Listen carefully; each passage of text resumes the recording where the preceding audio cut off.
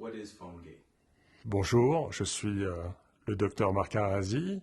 Je suis depuis plus d'une dizaine d'années la question de santé liée à l'usage des téléphones portables. Et il y a quelques mois, au mois de juillet de l'année dernière, j'ai découvert dans le rapport de notre Agence nationale de santé et de sécurité sanitaire des éléments assez inquiétants sur les valeurs qui réglementent l'utilisation des téléphones portables. Can you tell me who you are? Ces questions, en tant que médecin, je les suis très attentivement depuis plus d'une quinzaine d'années. J'ai été le porte-parole d'une association importante qui s'occupe des questions d'ondes et de santé. Et parallèlement, j'ai participé, et ça a été un travail important, pendant les 3 ans du Grenelle des ondes. And can you describe what your work has been in relationship to PhoneGate? Il y a un an, un rapport important est sorti au mois de juillet de l'année dernière, de juillet 2016, sur la question des radiofréquences et de la santé des enfants. Ce rapport, il a été établi par notre Agence nationale de sécurité sanitaire. Dans ce rapport, il y a des éléments très importants qui sont liés à des mesures qui ont été faites par l'Agence nationale des fréquences, qui a pour rôle de contrôler le bon fonctionnement des téléphones portables. Et à cette occasion-là, donc dans ce rapport, j'ai découvert que 9 téléphones portables sur 10 présentaient un risque pour la santé des adultes et des enfants. J'ai demandé, bien évidemment, à l'Agence nationale des fréquences comme à notre Agence nationale de sécurité sanitaire de m'expliquer ce qui se passait et de me faire parvenir l'ensemble des résultats de ces mesures. Et à partir de là, eh bien, j'ai eu plutôt un refus de la part de l'agence de communiquer. Et j'ai donc dû saisir à la fois la commission d'accès aux documents administratifs, qui m'a donné raison en novembre 2016, et ensuite saisir le tribunal administratif de Melun, qui, s'il ne m'a pas donné raison, a quand même mis suffisamment de pression sur l'Agence nationale de fréquences pour que le 1er juin, nous ayons de sa part une publication de plus de 170 mesures de tests de téléphones portables, et qui donc nous donne maintenant précisément, par marque et par modèle, les résultats des valeurs d'exposition au risque thermal donc des téléphones portables, avec pour chaque téléphone ce qui a été fait au contact. What inspired you to do this? Pour moi, mais je sais aussi pour beaucoup de personnes qui s'intéressent à ces sujets, pour la majorité des utilisateurs, il y a une véritable inquiétude sur la question du risque lié à l'utilisation du téléphone portable. C'est quelque chose aujourd'hui qui fait partie intégrante, j'ai envie de dire, de l'inquiétude qu'on a quand on est un utilisateur de téléphone portable. Par contre, de la même façon, on a aujourd'hui des utilisateurs qui sont de plus en plus addicts à leur téléphone portable. Donc on est dans cette dualité finalement entre des personnes qui sont inquiètes, mais qui sont quand même extrêmement utilisatrices de leur téléphone portable. Can you tell me exactly what is PhoneGate in the millimeters? Le PhoneGate, ça fait écho à un scandale de santé industrielle récent qui est le Dieselgate. En fait, nous sommes exactement dans les mêmes situations, c'est-à-dire une faillite complète des protocoles de contrôle internationaux. Normalement, on l'a vu avec les voitures, puisque le taux d'émission de CO2 était beaucoup plus important que celui qui était déclaré.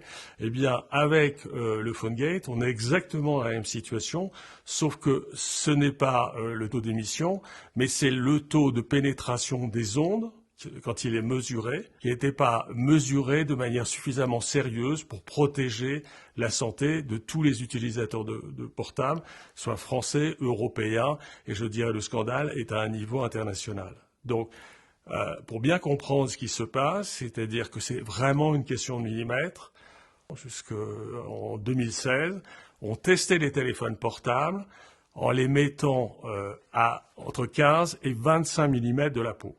quand l'Agence nationale des fréquences s'est inquiétée de cette situation, elle s'est dit que c'était très important parce que ce n'était pas conforme à l'usage réel que nous en faisons. C'est-à-dire que quand nous avons le téléphone, nous, à la main, ou quand nous avons le téléphone dans la poche. Donc, ce qui s'est passé, c'est qu'elle a décidé de faire les tests en contact réel avec la peau, c'est-à-dire à 0 mm de distance. Et tout d'un coup, quand on s'est retrouvé avec des mesures à 0 mm de distance, 9 téléphones portables sur 10 se sont retrouvés très au-dessus des valeurs qui ne sont à ne pas dépasser, avec, pour l'ensemble des téléphones portables, des seuils pouvant aller jusqu'à plus de 7 watts par kilo. Et ça, nous le savons parce que c'est parfaitement documenté. Cela crée un effet thermique. Donc là, nous sommes vraiment dans l'effet thermique des téléphones portables. Et de fait, on met en danger la santé des utilisateurs et la sécurité des utilisateurs. Et ça, c'est parfaitement défini puisque nous avons une réglementation qui impose de ne pas dépasser 2 watts par kilo pour une valeur du tronc et de la tête, et 4 watts par kilo pour les membres. Voilà. Donc nous savons ça. Aujourd'hui, l'ensemble des utilisateurs de téléphones portables français et européens peuvent aller regarder la pénétration réelle de son téléphone portable, non pas celle qui est affichée et qui n'est pas conforme, finalement, à l'utilisation que nous en faisons tous dans notre quotidien.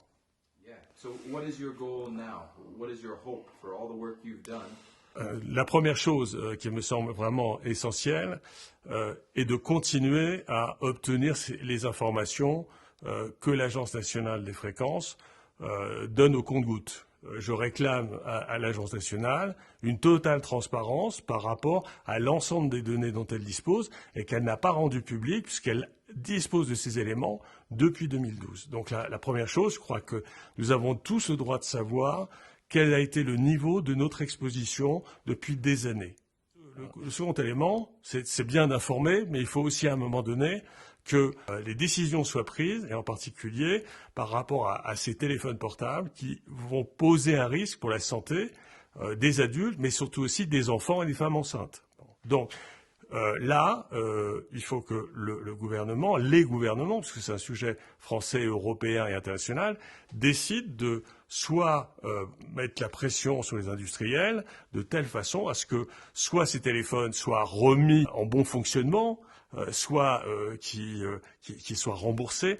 Enfin, il y aura de toute façon la nécessité de prise en compte pour le consommateur cette fois-ci, qui doit pouvoir être sûr d'avoir un téléphone portable qui ne met pas sa santé en risque. Bon. Le troisième élément, mais qui est vraiment un enjeu essentiel, ça va être une modification de la réglementation internationale. On ne peut pas laisser aujourd'hui une réglementation internationale aussi dysfonctionnelle, en sachant que ce qu'il faudra, c'est certainement prendre le bon de ce qui est fait aux États-Unis aujourd'hui, parce qu'aux États-Unis, la FCC utilise un certain nombre de paramètres qui sont meilleurs qu'en Europe. Il faudra prendre ce qui est bon en Europe, c'est-à-dire l'évolution récente sur la prise en compte du fait qu'on doit tester les téléphones à 0 mm de la peau. Bon. Et j'en finirai par là, mais c'est un élément encore essentiel. Il faudra qu'on distingue très rapidement des seuils pour les adultes et des seuils pour les enfants. Parce qu'aujourd'hui, on voit bien, les enfants, dès le plus jeune âge, on utilise leur téléphone.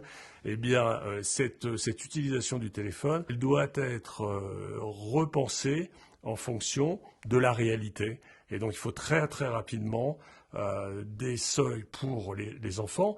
Ce qui ne veut pas dire qu'il faut donner des téléphones aux jeunes enfants. Bien au contraire, je pense qu'il faut retarder le plus possible l'usage, le démarrage du téléphone portable. Et je dirais que l'âge de 14 ou 15 ans me paraît un minimum pour commencer à avoir une utilisation régulière du téléphone portable.